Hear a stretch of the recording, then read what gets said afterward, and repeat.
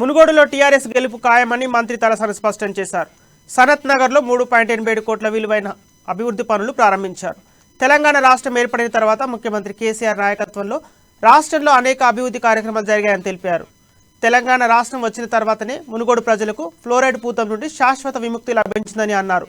Fluoride బారిన పడి అనేక మంది అంగవైకల్యం పొందారన్న ఆయన మిషన్ భగీరథ ద్వారా సురక్షిత మంచినీటి సరఫరాతో ఫ్లోరైడ్ సమస్య పరిష్కారమైందన్నారు. మీరు గెలిచిన తర్వాత ఆ నియోజకవర్గాలకు సెంట్రల్ గవర్నమెంట్ నుంచి ₹1 తీసుకొచ్చారని చెప్పాలి. మరి ఇప్పుడు కొత్తగా తీస్తారేందో చెప్పాలి.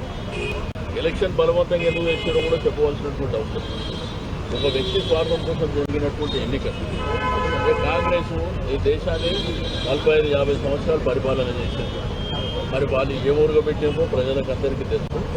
మరి డెఫినెట్గా టీఆర్ఎస్ పార్టీ అభ్యర్థి మరి కూసుకుంట్ల ప్రభాకర్ రెడ్డి గారే గెలుస్తారు.